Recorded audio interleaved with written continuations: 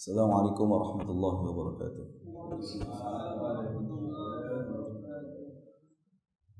Alhamdulillah hamdan katsiran tayyiban mubarakan fih kama yuhibbu rabbuna wa yardah. Wa asyhadu an la ilaha illallah wahdahu la syarika lah wa asyhadu anna Muhammadan abduhu wa rasuluhu alladzi la nabiyya wa la rasula ba'dah. Jamaah rahimani wa rahimakumullah. Kita senantiasa bersyukur kepada Allah Subhanahu wa taala. Kita memuji Allah Subhanahu wa taala atas segala limpahan nikmat dan anugerahnya kepada kita. Yang mana apabila kita hendak menghitung nikmat-nikmat yang Allah telah berikan kepada kita, niscaya kita tidak mampu untuk menghitung nikmat-nikmat tersebut, saking banyak nikmat yang Allah berikan.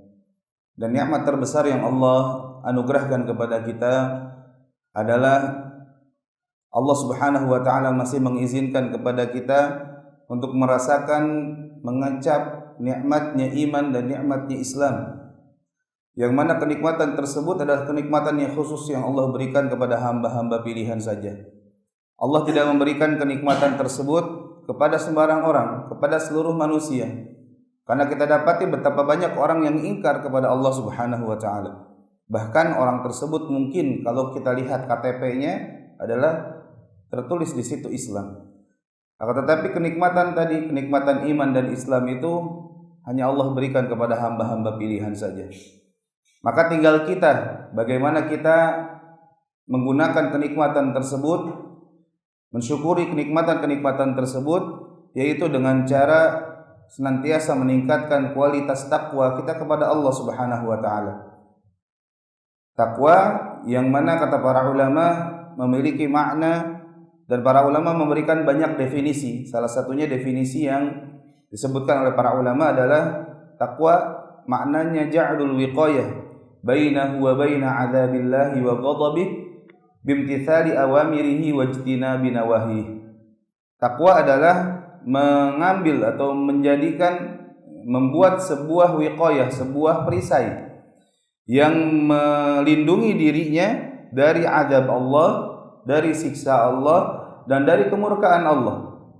Maksudnya takwa adalah upaya kita untuk menjaga diri kita dari kemurkaan, kemarahan, dan siksa Allah Subhanahu wa taala. Bagaimana caranya? Caranya adalah bimtithali awamiri, yaitu dengan cara melaksanakan segala perintah-perintah Allah dan Rasulnya tentunya. Wajtinabi nawahihi, dan juga meninggalkan seluruh larangan-larangan Allah Subhanahu wa taala, dan tentunya larangan-larangan yang dilarang pula oleh Rasulullah alaihi salatu wassalam. Itulah bentuk rasa syukur kita, itulah bentuk rasa syukur kita terhadap kenikmatan iman dan Islam yang Allah berikan. Karena sebagaimana kata para ulama bahwasanya seorang tidak dikatakan bersyukur terhadap sebuah kenikmatan, terhadap kenikmatan yang Allah berikan kecuali terpenuhi 3 hal. Yang pertama, dia i'tiraf bil qalb. Dia mengakui dengan hatinya bahwasanya nikmat yang Allah berikan, nikmat yang dia miliki, nikmat yang dia dapatkan adalah kenikmatan yang Allah curahkan, yang Allah anugerahkan bagi dia. Jadi kenikmatan yang dia dapatkan itu murni dari Allah Subhanahu wa taala. Murni dari Allah dan tidak ada campur tangan misalkan karena kehebatan kita. Karena rajinnya kita ibadah, karena rajinnya kita belajar misalkan, sehingga kita mendapatkan nikmat iman dan Islam. Bukan karena itu saja, tapi yang paling utama adalah kenikmatan itu, kenikmatan yang kita dapatkan murni karena Allah Subhanahu wa taala, murni Allah khususkan, Allah limpahkan bagi kita. Ini yang pertama. Kemudian yang kedua, seorang tidak bersyukur kepada Allah kecuali dengan mengucapkan, mengakui kenikmatan tersebut dengan lisannya. Dan syukur yang paling utama kata para ulama, afdhalu syukri alhamdu. Syukur yang paling utama adalah dengan memuji Allah Subhanahu wa taala, yaitu dengan mengucapkan misalkan alhamdulillahirabbil alamin, alhamdulillah dan sebagainya. Dan juga termasuk mensyukuri dengan lisan kita, mengakui kenikmatan yang Allah berikan dengan lisan kita, yaitu at-tahadduts bin ni'mah, membicarakan kenikmatan yang Allah berikan.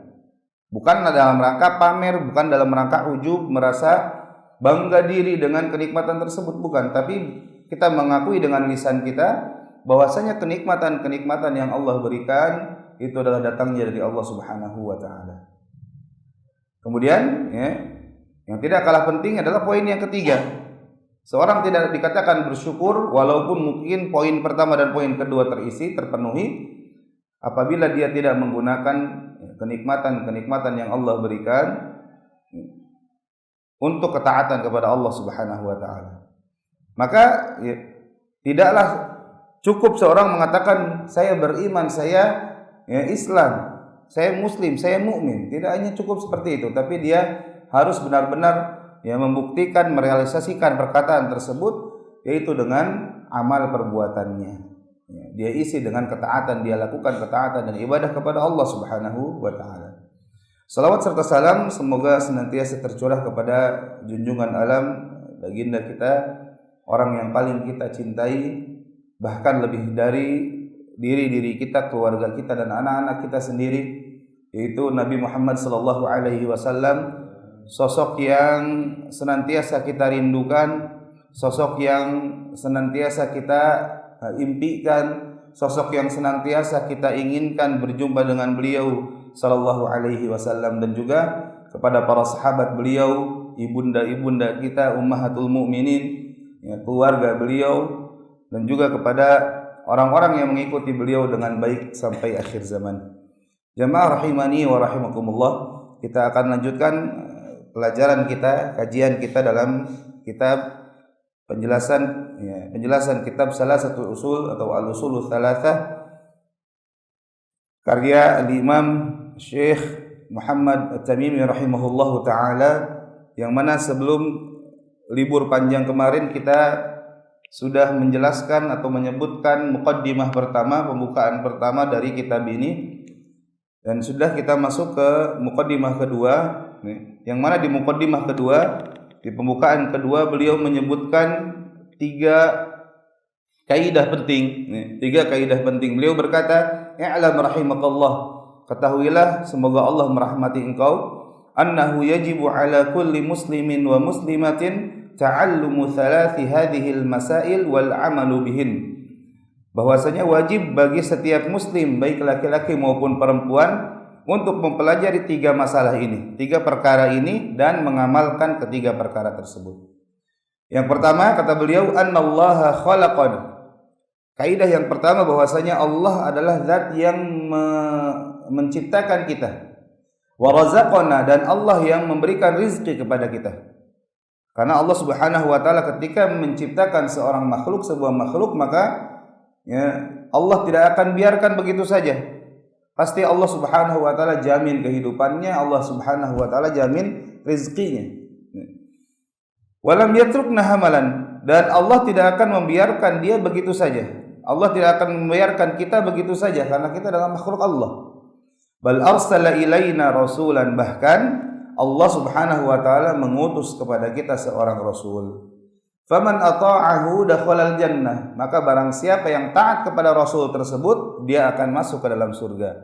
Wa man asahu dakhalan nar, dan barang siapa yang bermaksiat, durhaka kepada nabi tersebut, rasul tersebut, maka dia akan masuk ke dalam neraka Allah Subhanahu wa taala, iyadzan billahi minan nar.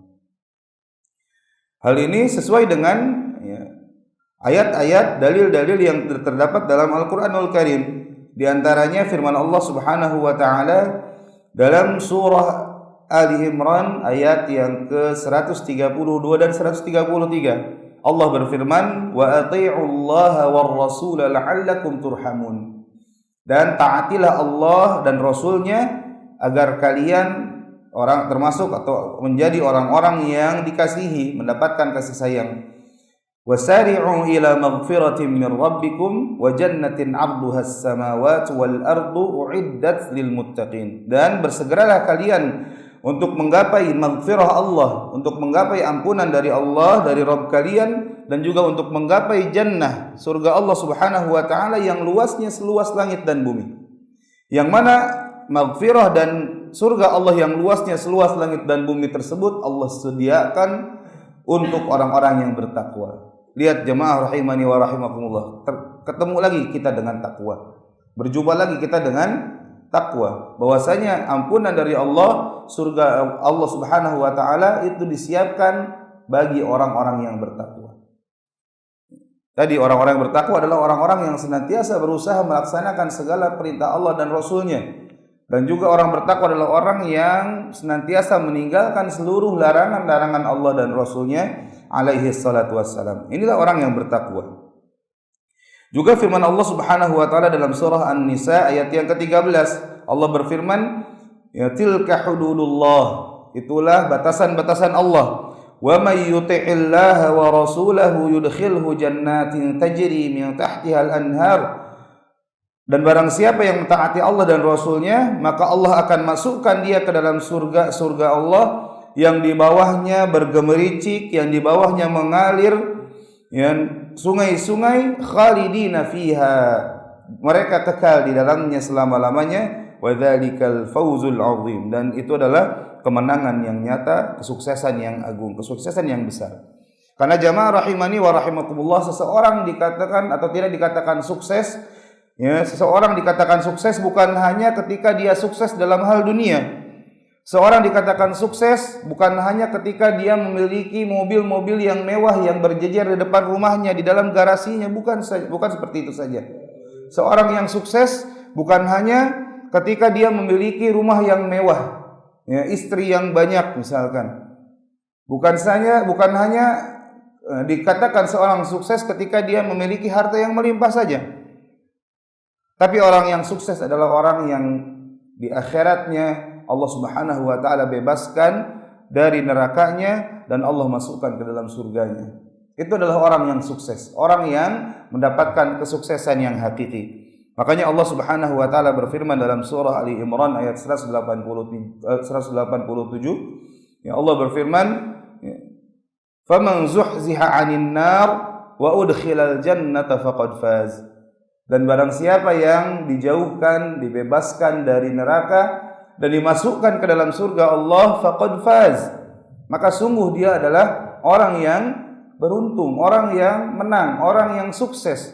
Orang yang sukses adalah ketika dia masuk ke dalam surga Allah dan dijauhkan sejauh-jauhnya dari neraka Allah Subhanahu wa taala. Dan itu didapatkan dengan taat kepada Allah dan taat kepada Rasul-Nya alaihi salatu wassalam.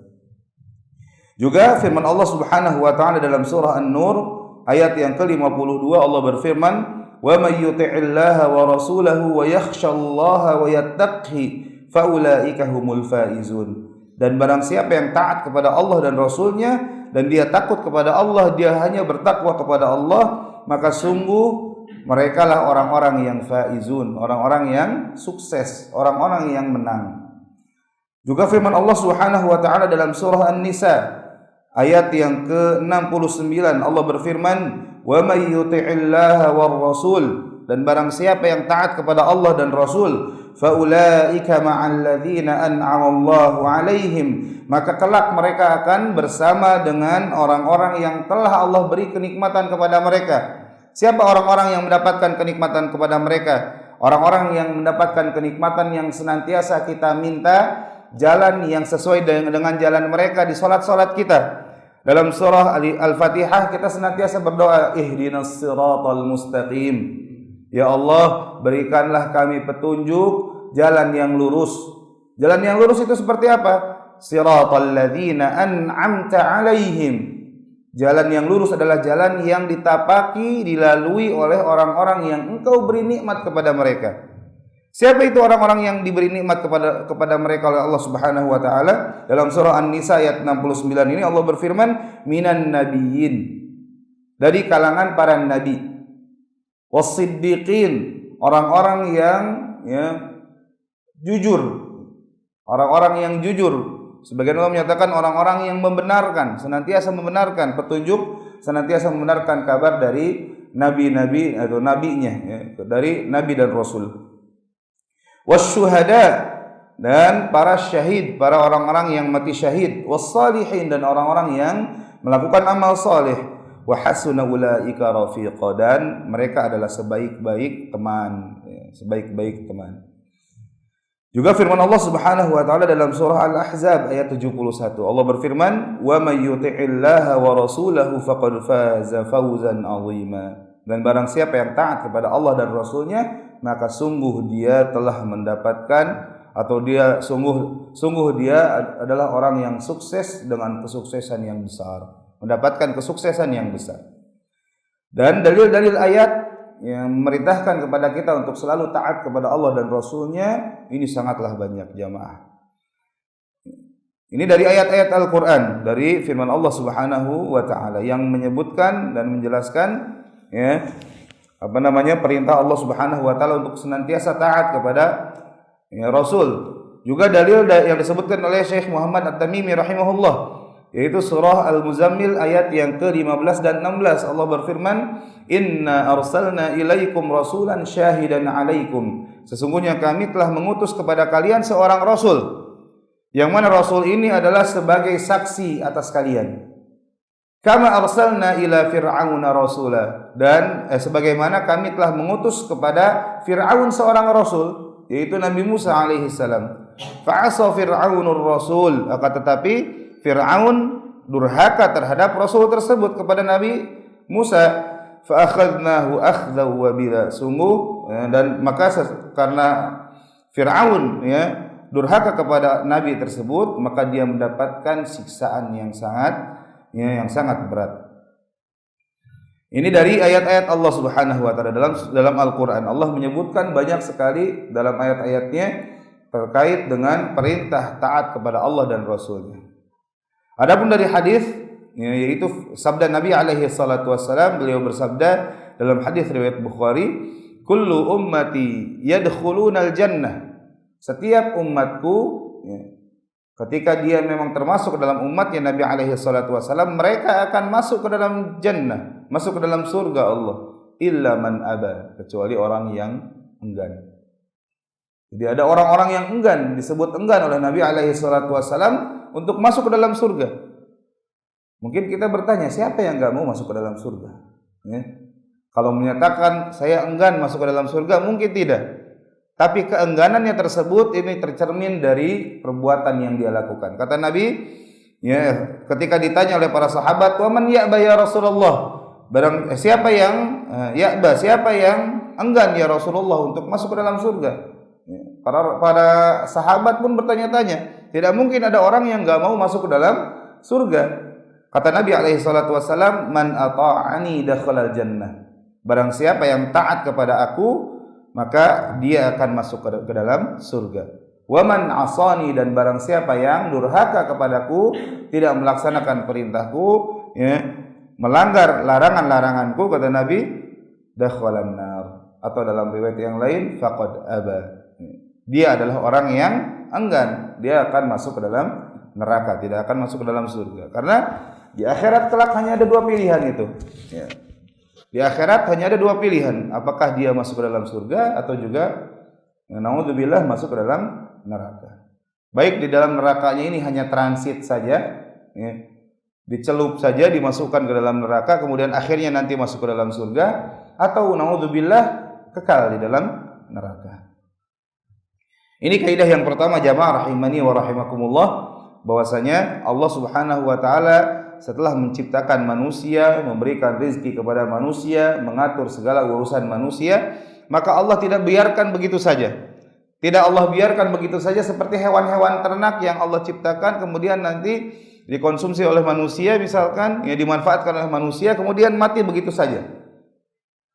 Tapi manusia itu Allah Subhanahu wa taala muliakan mereka. Walaqad karramna bani Adam, dan sungguh kami telah memuliakan anak-anak keturunan Adam, manusia. Salah satunya Allah muliakan, yaitu dengan Allah utus para nabi dan rasul kepada mereka, untuk menyeru, untuk mengajak mereka kepada jalan Allah Subhanahu wa taala, untuk memperingatkan kepada mereka dari jalannya syaitan, jalan kesesatan, jalan yang menuju kepada neraka Allah. Na'udzubillahi min dzalik. Maka sekali lagi, bagi orang yang taat kepada Allah dan Rasulnya, dia adalah orang yang Allah Subhanahu wa taala kehendaki, atau Allah Subhanahu wa taala inginkan dia berjalan di atas hal tersebut. Karena Allah Subhanahu wa taala tadi telah menciptakan manusia, setelah memberikan rezeki, setelah mengaturkan alam semesta, setelah mengaturkan urusan kita, maka Allah utus kepada kita seorang rasul. Yang mana yang Allah utus kepada kita adalah manusia terbaik, yaitu Nabi kita Muhammad sallallahu alaihi wasallam, yang mana Allah utus bukan hanya bagi orang-orang Arab, bukan hanya bagi khusus manusia, kelompok manusia tertentu saja, tapi Allah Subhanahu wa taala mengutus Nabi alaihi salatu wasallam kepada seluruh manusia, kepada seluruh alam semesta. Ini kaidah yang pertama. Kaidah yang kedua,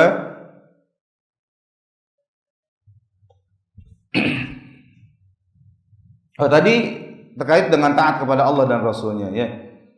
Terkait dengan taat kepada Allah dan Rasulnya. Bagaimana dengan orang yang bermaksiat atau tidak tunduk, tidak patuh kepada Allah dan Rasulnya, kepada Rasulullah SAW?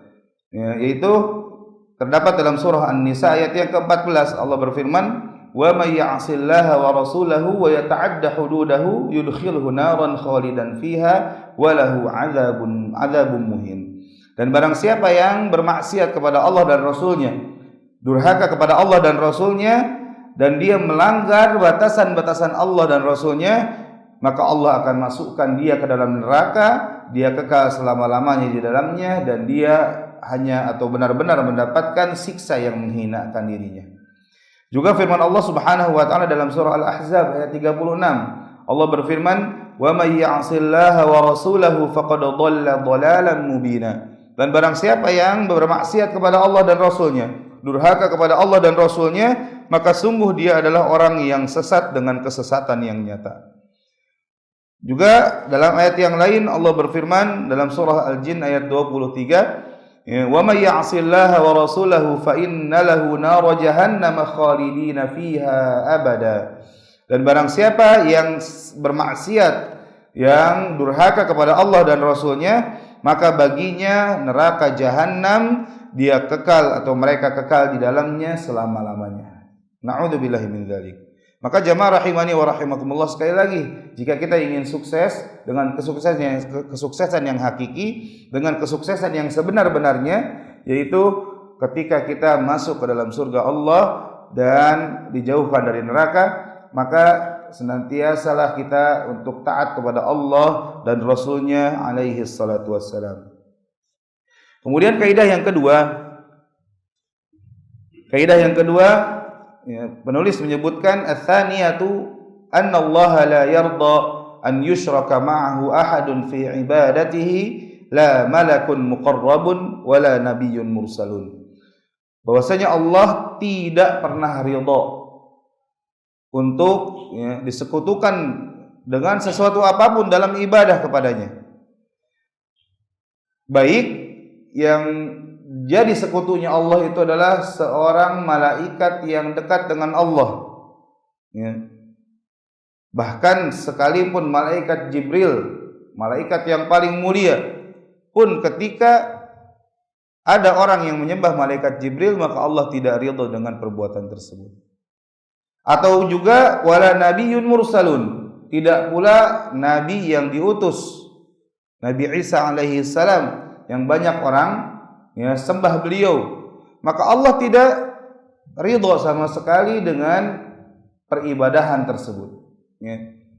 Allah tidak ridha sama sekali dengan peribadahan kepada selain Allah, walaupun peribadahan tersebut bukan menggantikan Allah tapi bersama Allah. Apalagi kalau misalkan peribadahan tersebut mengganti peribadahan kepada Allah Subhanahu wa taala. Jadi Allah Subhanahu wa taala enggak ridho, tidak ridho ada seorang pun atau tidak ridho terhadap perbuatan kesyirikan yang dilakukan oleh seseorang dalam ibadah kepada Allah Subhanahu wa taala. Walaupun yang diibadahi selain Allah tersebut adalah makhluk yang paling baik, makhluk yang paling mulia, yaitu para malaikat, atau juga manusia yang paling mulia, yaitu para nabi dan rasul. Dalilnya firman Allah Subhanahu wa taala, "Wa annal masajida lillahi fala tad'u ma'allahi ahada." Dalam surah Al-Jin ayat 18 Allah berfirman, dan bahwasanya masjid-masjid Allah, tempat-tempat sujud itu hanya milik Allah. Maka janganlah kalian sekali-kali menyeru bersama Allah seseorang pun, sesuatu pun. Yang mana masalah kedua ini, ya, kaidah yang kedua ini adalah sesuatu yang wajib kita ya, ketahui dan wajib kita amalkan. Wajib kita yakini bahwasanya Allah tidak akan pernah ridha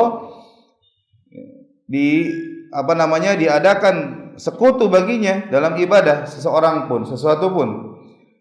Bal huwa wahdahul mustahaqqu lil ibadah. Bahkan Allah sajalah yang berhak untuk diibadahi.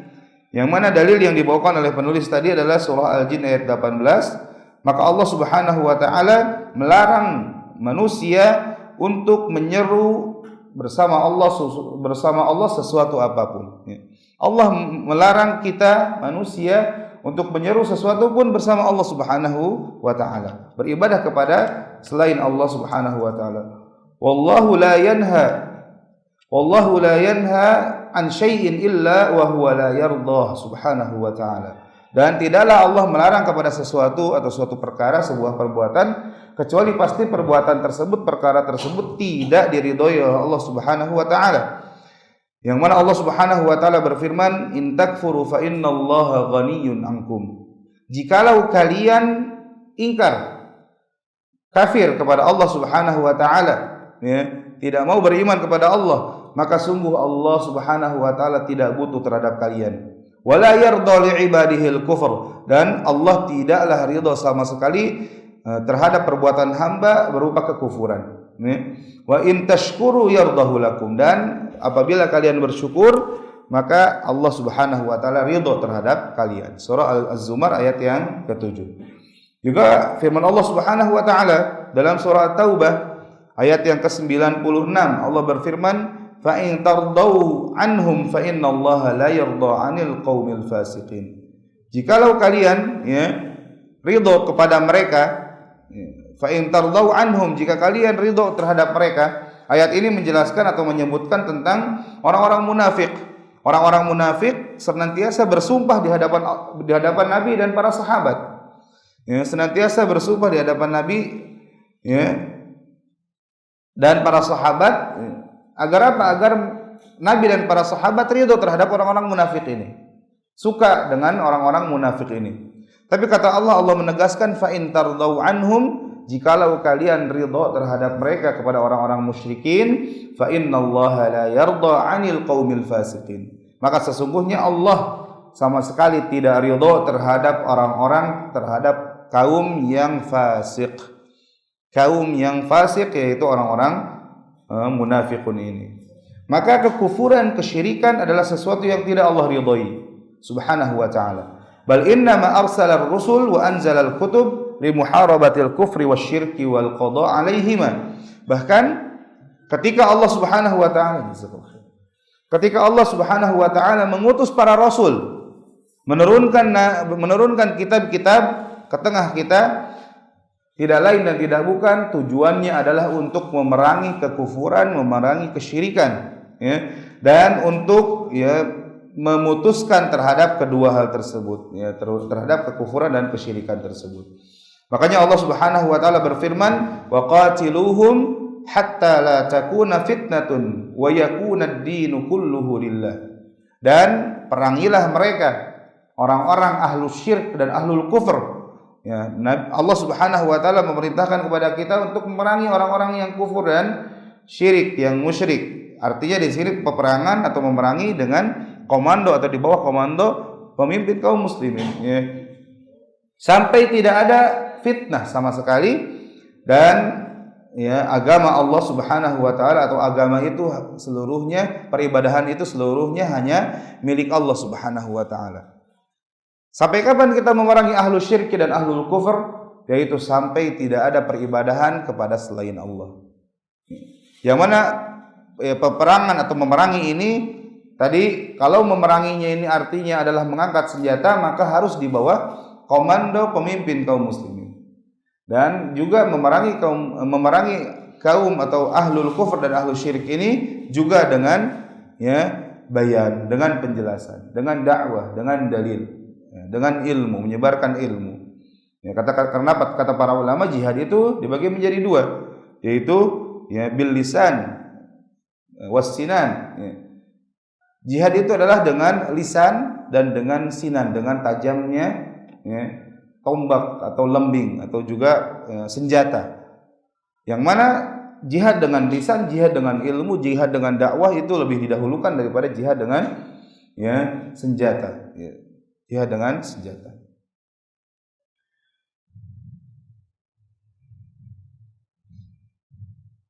Wa idza kana Allah la yarda bil kufri wasyirki fa innal wajib 'alal mu'min alla yarda bihima. Maka ketika kita tahu bahwasanya Allah tidaklah ridha sama sekali dengan kekufuran dan kesyirikan, maka wajib bagi seorang yang beriman kepada Allah dan Rasul-Nya untuk juga tidak ridha terhadap kekufuran dan kesyirikan. Karena seorang mukmin ridhonya dan murkanya, marahnya itu harus mengikuti keridhaan Allah dan kemarahan Allah. Maka dia benci, dia marah terhadap sesuatu yang Allah benci dan marah terhadapnya. Dia ridho terhadap apa yang Allah Azza wa Jalla ridho terhadap hal tersebut. Wa kadzalika idza kana Allah la yarda al-kufra wal syirk fa innahu la yaliqu bi mu'minin an yarda bihima. Maka apabila Allah Subhanahu wa taala tidak ridho terhadap kekufuran dan kesyirikan, maka sungguh tidak patut dan tidak layak bagi seorang yang beriman untuk ridho terhadap kekufuran dan kesyirikan. Karena kesyirikan adalah sebuah perkara yang khatir, perkara yang membahayakan. Allah Subhanahu wa taala berfirman, "Innallaha la yaghfiru ay yushraka bih wa yaghfiru ma duna dzalika liman yasha." Sesungguhnya Allah tidak mengampuni dosa orang yang melakukan kesyirikan, dan Allah Subhanahu wa taala mengampuni hanya dosa-dosa yang di bawah syirik, ya, di bawah kesyirikan bagi siapa saja yang Allah kehendaki. Ya. Ini surah An-Nisa ayat yang ke-48. Juga firman Allah, "Innahu man yusyrik billah faqad harramallahu 'alaihil jannah wa ma'wahu an-nar wa ma lidh-dhalimin min ansar." Sesungguhnya barang siapa yang syirik kepada Allah Subhanahu wa taala, maka sungguh Allah haramkan baginya jannah, Allah haramkan baginya neraka. Maka sungguh kesyirikan itu membawa kerugian yang sangat besar, ya, meninggalkan atau menjauhkan kita dari kesuksesan yang nyata tadi.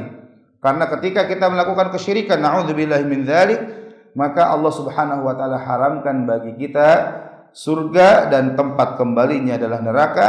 Dan bagi orang-orang yang zalim tidaklah ada orang yang dapat menolong mereka dari keadaan tersebut. Surah Al-Maidah ayat yang ke-72.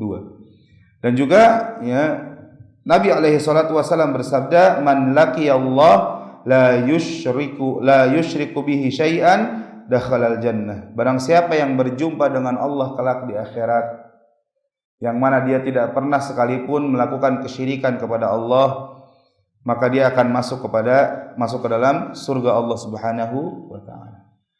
Sebaliknya, wa man laqiyahu yusyriku bihi syai'an dakhalan nar. Dan barang siapa yang berjumpa dengan Allah, menghadap Allah Subhanahu wa taala kelak di akhirat dalam keadaan dia melakukan kesyirikan kepada Allah dan belum sempat dia taubati, maka dia akan masuk ke dalam neraka. Na'udzubillahi min dzalik. Dan juga Nabi alaihi salatu wasallam bersabda ketika menceritakan keadaan di akhirat kelak, Allah Subhanahu wa taala berfirman, "Akhriju minan nar man kana fi qalbihi mithqalu dzarratin min iman," atau kama qala. Allah berfirman, keluarkan dari neraka orang-orang yang di dalam hatinya ada keimanan walaupun sedikit, walaupun kecil, walaupun sebesar biji dzarrah, sebesar biji sawi. Ya. Artinya keimanan tersebut adalah karena dia tidak pernah melakukan kesyirikan. Walaupun ketika itu atau ketika di dunia dia banyak melakukan dosa dan kemaksiatan. Maka orang-orang ini adalah orang-orang yang transit dulu ke dalam neraka, tidak kekal di dalam neraka. Dia masuk ke dalam neraka, kemudian setelah itu Allah Subhanahu wa taala keluarkan mereka karena keimanan yang mereka miliki. Dan juga kisah bitaqah, ya, kartu la ilaha illallah, ya, yang termasuk hadis yang populer, hadis yang terkenal. Ketika para manusia sudah dikumpulkan di padang mahsyar, maka Allah Subhanahu wa taala panggil seorang dari umatku, kata Nabi alaihi salatu wasallam. Dipanggillah seorang dari umatku, kemudian ditampakkanlah kepada orang ini dosa-dosa yang dia lakukan. kemaksiatan-kemaksiatan yang dia lakukan, buku catatan amalan keburukan yang dia miliki sebanyak 99 buah. Yang mana satu bukunya itu terbentang sepanjang mata memandang. Berarti artinya apa? Dia memiliki dosa yang sangat banyak. Dia memiliki dosa yang sangat banyak. Ini baru satu buku sepanjang mata memandang dikali 99. Bertumpuk sekali, banyak sekali kemaksiatan yang dia lakukan. Kemudian Allah Subhanahu wa taala bertanya, apakah kamu mengakui perbuatan-perbuatan tersebut? Apakah kamu mengakui kemaksiatan dosa tersebut? Apakah malaikat yang mencatat amalan perbuatan itu menzalimi engkau dengan mencatat sebuah perbuatan yang tidak kamu lakukan? Jadi Allah konfirmasi, dan Allah Maha mengetahui keadaan hambanya. Allah mengkonfirmasi orang tersebut. Maka orang ini mengakui, ya wahai Rabb, saya mengakui perbuatan ini. Kemudian Allah bertanya lagi kepada orang tersebut, apakah kamu punya uzur? Afalaka uzrun? Apakah kamu punya uzur sehingga kamu melakukan perbuatan tersebut dengan terpaksa? Kalau terpaksa maka Allah ampuni. Kata Nabi SAW, innallaha tajawaza li an ummatil khata'a wan nisyan wa mastukriha alaihi. Allah Subhanahu wa taala akan memaafkan perbuatan dosa yang dilakukan umatku, bagiku, untukku, karena aku, kata Nabi, yaitu dosa salah karena ketidaktahuan, dosa karena lupa, dan dosa karena dipaksa melakukan dosa. Maka Allah Subhanahu wa taala mengkonfirmasi pada hari tersebut, afalaka uzrun? Apakah kamu punya uzur? Punya sesuatu yang membuat kamu terpaksa melakukan dosa tersebut? Maka dia berkata, la wa rabb, la ya Rabb, tidak demi Rabb, demi Allah, tidak wahai Rabb, tidak ada satupun uzur. Artinya dia melakukan kemaksiatan dan dosa tersebut sukarela. Benar-benar dia tahu bahwasanya itu dosa, tapi dia lakukan. Maka kata Allah Subhanahu wa taala, innakal yaum la zulmal, atau kama qala, tidak ada kezaliman bagimu pada hari ini. Tidak ada kezaliman sama sekali bagimu pada hari ini. Maka Allah Subhanahu wa taala pun mengeluarkan satu kebaikan. Kata Allah Subhanahu wa taala, bahkan kamu memiliki satu kebaikan. Bahkan kamu memiliki satu kebaikan. Maka Allah keluarkan satu kebaikan tersebut, yaitu berupa satu secarik kartu, sebuah kartu.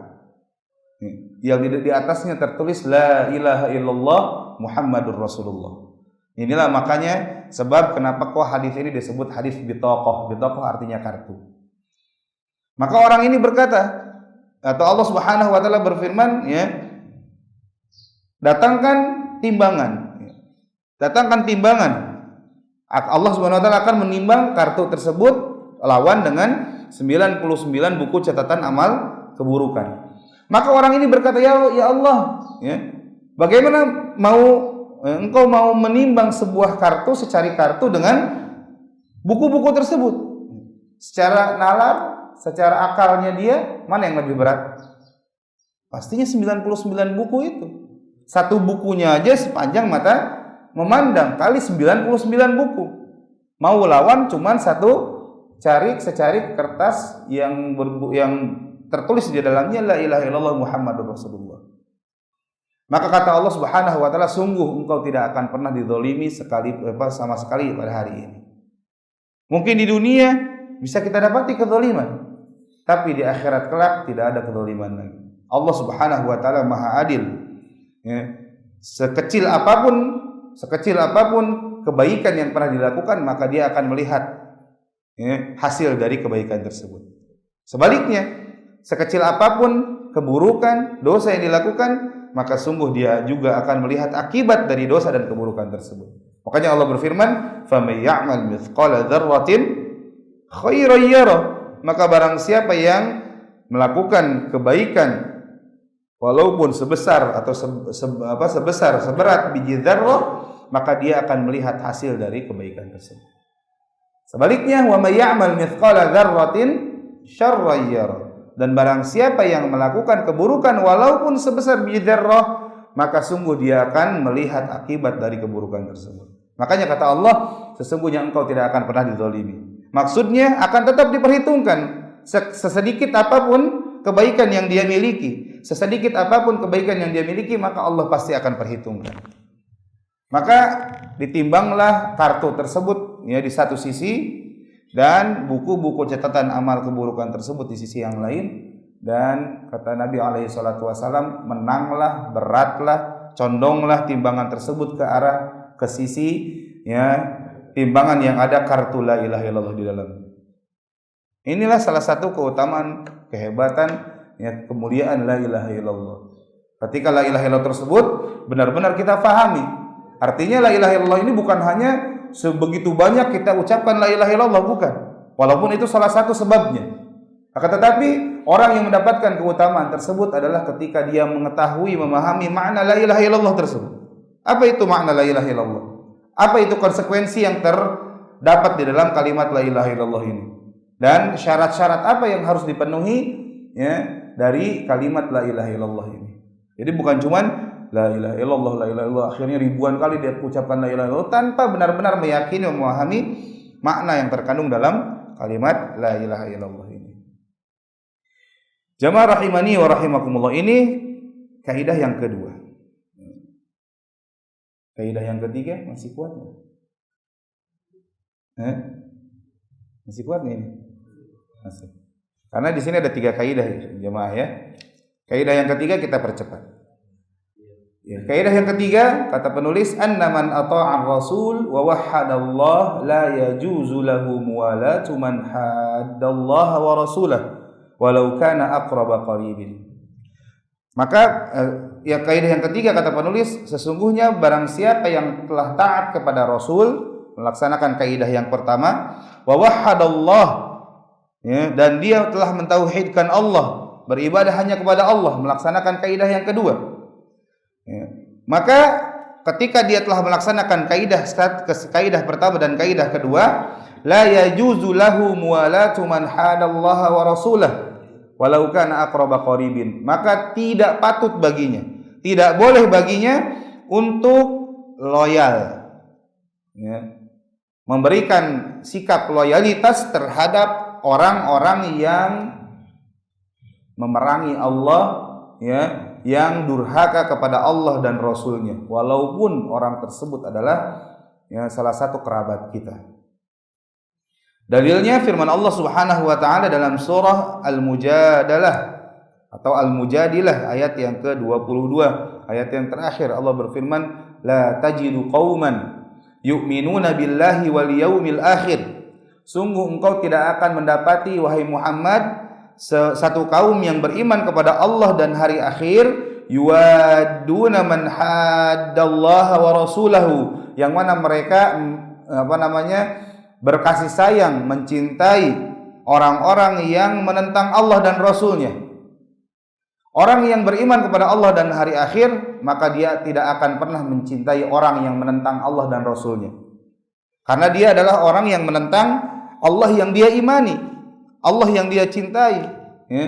Tidak akan pernah kita dapati orang yang beriman kepada Allah dan Rasulnya dan hari akhir, dia mencintai dengan sebenar-benar cinta kepada orang-orang yang durhaka kepada Allah dan Rasulnya. Walau kanu aba'ahum, kata Allah, walaupun mereka adalah bapak-bapak mereka sendiri. Au abna'ahum, atau anak-anak mereka. Au ikhwanahum, atau saudara-saudara mereka. Au ashiratahum, atau keluarga-keluarga mereka. Ulaika kataba fi qulubihimul iman wa ayyadahum biruhim min. Karena mereka, orang-orang yang beriman kepada Allah dan hari akhir, adalah orang-orang yang telah Allah tanamkan dalam hati-hati mereka keimanan. Dan Allah Subhanahu wa taala telah menguatkannya dengan pertolongan darinya. Jadi Allah Subhanahu wa taala memang telah tanamkan keimanan dalam hatinya. Maka dia tidak akan pernah loyal sedikit pun terhadap orang-orang kafir. Ya, Allah tidak akan pernah loyal terhadap orang-orang yang kafir kepada Allah. Wa yudkhiluhum jannatin tajri min tahtihal anharu khalidina fiha, dan orang yang seperti itu ya tidak rela, tidak ridho terhadap kekufuran dan kesyirikan, taat kepada Allah dan Rasulnya, yang mentauhidkan Allah Subhanahu wa taala, dan dia tidak loyal, dia dia melepaskan diri dari orang-orang yang menentang Allah walaupun mereka adalah saudara kita, kerabat kita. Berlepas diri maksudnya bukan meninggalkan sama sekali, tapi tidak menunjukkan rasa kasih sayang terhadap keimanan yang mereka lakukan. Ya, keimanan buruk, keimanan kesalahan yang mereka lakukan. Ya, karena mereka menentang Allah dan Rasul-Nya.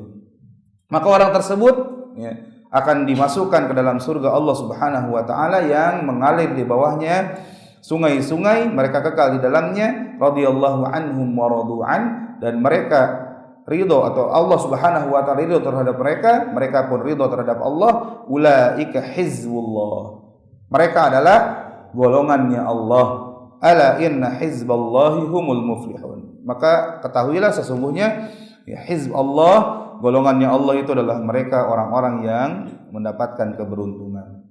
Maka jamaah rahimani wa rahimakumullah, kaidah yang ketiga ini menunjukkan larangan atau menunjukkan akidah. Salah satu bentuk akidah kita, salah satu bentuk akidah dalam Islam adalah loyalitas dan disloyalitas, atau dalam bahasa kita al-wala wal bara. Ya, al-wala wal bara, loyal dan tidak loyal, itu dibangun di atas keimanan, dibangun di atas ya, ibadah kepada Allah Subhanahu wa taala, dibangun di atas tauhid dan ketaatan kepada Allah dan Rasul-Nya. Maka kita loyal terhadap orang yang taat kepada Allah dan Rasul-Nya, mentauhidkan Allah Subhanahu wa taala. Dan kita disloyal terhadap orang-orang yang ingkar kepada Allah, ya, menentang Allah dan Rasul-Nya, durhaka kepada Allah dan Rasul-Nya, bermaksiat kepada Allah dan Rasul-Nya. Ya. Kita tidak mencintai orang-orang yang melakukan keburukan, kekufuran, kesyirikan. Kita tidak jadikan mereka sebagai teman-teman dekat kita, teman-teman setia kita. Bahkan kita tidak mengangkat mereka menjadi pemimpin-pemimpin kita. Ya. Ini juga termaktub dalam firman Allah Subhanahu wa taala dalam surah Al-Maidah ayat yang ke berapa? 51. Ya. Al-Maidah ayat yang ke 51. Ini ayat yang paling paling viral ya. Paling viral tahun-tahun ini. Karena ada orang yang kufur kepada Allah tapi berani mengomentari ayat yang mulia ini. Ayat yang mulia ini disebut sebagai alat kampanye katanya. Alat kampanye untuk menjatuhkan lawannya yang bukan muslim. Padahal Allah Subhanahu wa taala jelas-jelas dalam surah Al-Maidah ayat yang ke-51 ini Allah berfirman, "Ya ayyuhalladzina amanu," wahai orang-orang yang beriman, "la tattakhidul yahuda wan nasara awliya." Janganlah kalian menjadikan orang-orang Yahudi dan Nasrani, orang-orang Nasara sebagai aulia, sebagai wali bagi kalian. Para ulama menjelaskan ya, makna dari wali ini ada beberapa. Yang pertama, wali artinya qarib, teman dekat. Yang kedua, wali artinya sultan. Wali artinya pemimpin ya. Jadi artinya wali itu salah satunya adalah pemimpin. Kalau ada orang bilang wali itu bukan pemimpin, artinya itu salah. Berarti dia nggak bisa atau nggak tahu, nggak paham makna wali.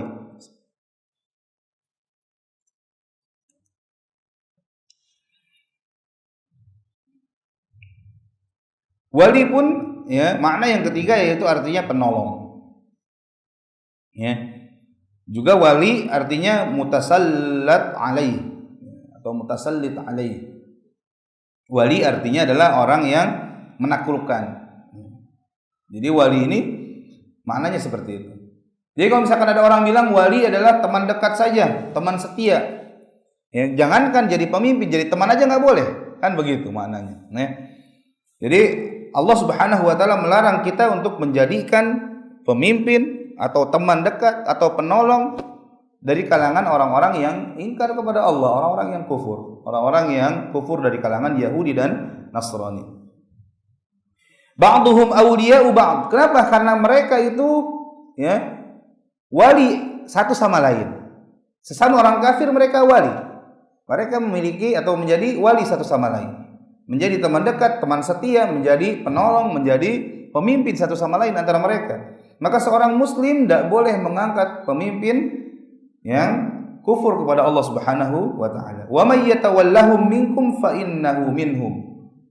Bagaimana kalau ada orang yang ridho rela dengan kepemimpinan orang yang kufur kepada Allah. Maka kata Allah Subhanahu wa taala, barang siapa yang menjadikan mereka orang-orang kafir menjadi pemimpin, menjadi teman dekat, maka sungguh dia termasuk ke dalam orang-orang kafir tersebut. Termasuk golongan bersama dengan orang yang loyalitas atau yang dia loyal kepada mereka. Innallaha la yahdil qaumaz zalimin. Sesungguhnya Allah tidak memberikan petunjuk kepada kaum yang zalim. Makna zalim di sini artinya orang yang kufur kepada Allah, orang yang musyrik. Dan ayat-ayat yang semisal ini bukan hanya Al-Maidah 51. Ya. Ayat-ayat yang melarang kita untuk menjadikan orang-orang kafir menjadi pemimpin, menjadi teman dekat, menjadi penolong itu bukan hanya ayat Al-Maidah ayat 51 saja. Tapi di situ Al-Maidah ayat 57 juga Allah Subhanahu wa taala melarang kita untuk menjadikan orang-orang kafir menjadi wali. Demikian pula surah At-Taubah ayat yang ke-23 sampai 24 Allah Subhanahu wa taala pun melarang kita untuk loyal kepada orang-orang kafir, menjadikan mereka pemimpin. Demikian pula dalam surah Al-Mumtahanah Allah Subhanahu wa taala menjelaskan bagaimana sikap seorang yang beriman terhadap orang-orang yang kafir kepada Allah. Dalam surah Al-Mumtahanah ayat yang keempat Allah berfirman, "Qad kanat lakum uswatun hasanah fi Ibrahim walladzina ma'ah." Sungguh telah ada uswah hasanah, teladan yang baik bagi kalian pada Ibrahim dan orang-orang yang mengikuti beliau. Idz qalu, ketika mereka berkata liqaumihim, kepada orang-orang, kepada kaum mereka, "Inna buraa'u minkum wa mimma ta'buduna min dunillahi kafarna bikum wa bada bainana wa bainakumul adawatu wal baghdha'u abadan." Sesungguhnya kami berlepas diri, disloyalitas. Kita lepas diri dari kalian dan dari segala sesuatu yang kalian beribadah kepadanya selain Allah Subhanahu wa taala. Kami mengingkari perbuatan kalian, kami mengingkari kekufuran yang kalian lakukan, dan telah nyata antara kami dan kalian, kata Ibrahim dan orang-orang yang mengikutinya, al-adawah wal baghdha. Telah nyata antara kami dan kalian permusuhan, kebencian selama-lamanya. Selama-lamanya akan terus ada kebencian antara orang mukmin dan orang yang kufur. Benci di sini bukan benci kepada orangnya. Artinya bukan benar-benar benci kemudian kita tinggalkan dakwah kepada mereka, bukan. Artinya kita benci terhadap kekufuran yang mereka lakukan.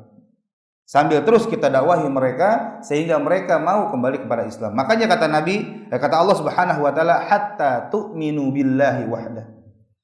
Kebencian, permusuhan tersebut akan terus terjadi antara orang yang beriman dengan orang yang kufur dan musyrik sampai kalian beriman kepada Allah saja. Sampai kalian beribadah hanya kepada Allah saja.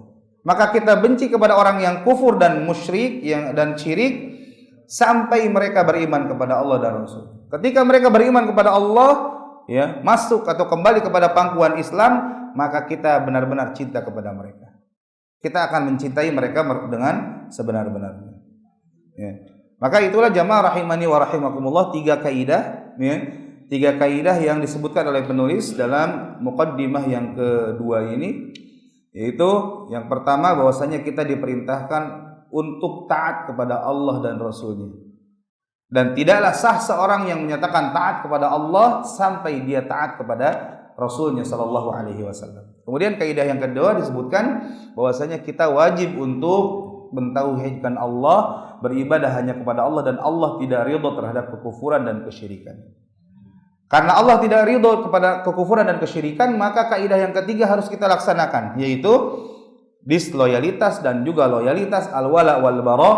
Itu dibangun di atas dua kaidah tadi, ketaatan kepada Allah dan Rasulnya, dan juga tauhid, keimanan kepada Allah Subhanahu wa taala. Maka kita loyal terhadap orang yang iman dan taat kepada Allah dan Rasulnya, dan kita disloyal kepada orang-orang yang mengingkari dan kufur terhadap Allah dan Rasulnya Sallallahu Alaihi Wasallam. Inilah tiga kaidah jamaah rahimani wa rahimakumullah, dan insyaallah pada pertemuan selanjutnya kita akan sebutkan lanjutan dari kitab ini yang muqaddimah. Sebelum kita sebutkan ya 3 pilar atau 3 perkara yang wajib kita ketahui ya, atau 3 perkara yang wajib kita ketahui, yang mana 3 perkara ini adalah jawaban bagi atau untuk pertanyaan yang akan ditanyakan kepada kita di alam kubur nanti. Jamaah rahimani wa rahimakumullah, mungkin ini saja yang bisa kita bahas pada pertemuan kita kali ini. Mungkin ada yang ditanyakan sebelum kita tutup.